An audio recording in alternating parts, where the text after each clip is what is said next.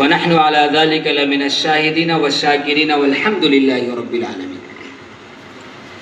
جیسا کہ آپ تمامی حضرات کو معلوم ہے کہ یہ پروگرام جس مناسبت سے رکھا گیا ہے، اس کی شروعات آج سے 6 مہینہ قبل کیا جا چکا ہے، اور اس بابت علماء کرام کی 3 بیٹھکیں بھی ہو چکی ہیں۔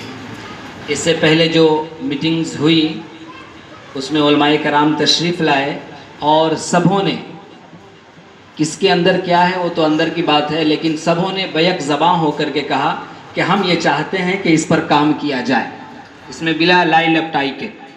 پھر دوسری میٹنگ کی گئی، اس میں بھی یہی بات آئی، لیکن منصوبہ جات بہت زیادہ تھے، تو جو ہماری مجلس شورا ہے ان کا یہ کہنا ہوا کہ اگر ایک وقت میں لوگ زیادہ کام کریں تو پتہ چلتا ہے کہ کام بھی نہیں ہو پاتا ہے اور لوگ بھی پریشان ہو جاتے ہیں، پتہ چلے گا کہ ہم کام بھی نہیں کر پائیں گے اور ہم پریشان ہو جائیں گے۔ لہٰذا جو سب سے زیادہ ضروری ہے، جو تمام بیماریوں کی جڑ ہے، اس جڑ پر کام کیا جائے تاکہ دوسری راہیں ہمارے لیے آٹومیٹیکلی آسان ہوتی چلی جائے۔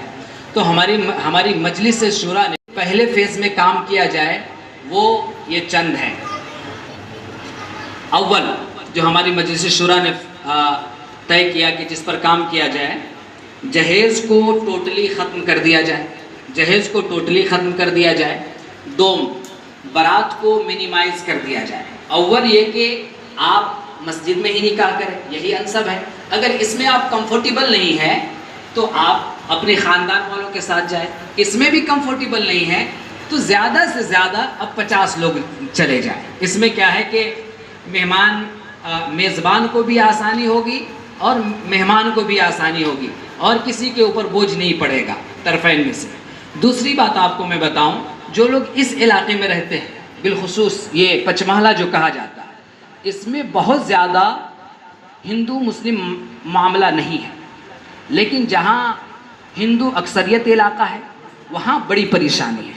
تھوڑی سی بات پر ہمیں سہما دیا جاتا ہے، ہمیں ڈرا دیا جاتا ہے، ہم اپنے بچپن ہیں۔ لہٰذا شک کے بنیاد پر ہمارے بہت سارے ایسے لوگ جو جیلوں میں بند ہیں بے بنیاد چیزوں پر، اب 10 سال کے بعد فیصلہ آ رہا ہے کہ بھئی یہ بندہ بے گناہ ہے، اب اس کا 10 سال کون لوٹائے گا؟ 20 سال کے بعد فیصلہ آ رہا ہے کہ ارے نہیں، تو اس کا تو کوئی گناہ ہی نہیں تھا، یہ تو بے گناہ ہے، اب اس کے بچوں کی کفالت کون کرے گا؟ اس کی دیکھ ریکھ کی صورتیں کیسے پیدا ہوں گی؟ کچھ تو ہونا چاہیے نا۔ یہ تو کہا کہ ایسے لوگ جو بے گناہی کی سزا کاٹ رہے ہیں تو ان کی رہائی کی صورت پیدا کرے گی تنظیم، اس کے لیے وکیل ہائر کریں گی، اس کے لیے جو دیگر صورتیں ہو سکتی ہے وہ پیدا کریں گے۔ نمبر 4، اختلاف علماء یا اختلاف عامت الناس جو ہم سب کی نظر میں ہے۔ تھوڑی سے بس ایک طرف اشارہ کرتا چلوں کہ نیپال میں جو صورتحال پیدا ہوئی، آج تک لوگ اس پریشانی سے جوجھ رہے ہیں۔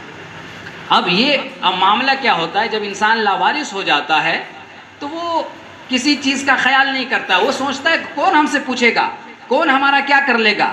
اب یہ اس طرح کی خود سری اس کے اندر آ جاتی ہے کہ وہ کسی چیز کو ماننے کو تیار نہیں ہوتا ہے۔ تو لہٰذا اختلاف علماء یا اختلاف عامت الناس ایسی شکل اختیار کر جائے جس کے نتیجے میں عوام 2 حصوں میں تقسیم ہو سکتی ہے، جو ہماری مجلس شورا ہے اور جو ہمارے ساتھ جو لوگ جڑے ہوئے ہیں فوراً تتپرتا کے ساتھ وہاں پہنچ کر کے صلح و صفائی کی راہ ہموار کریں گے۔ تو ابھی پہلے فیز میں ہم نے ان 4 چیزوں پر کام کرنا ہے۔ یہ 4 چیزیں ہو گئی ہیں، اس پر ہی بحث کی جائے گی۔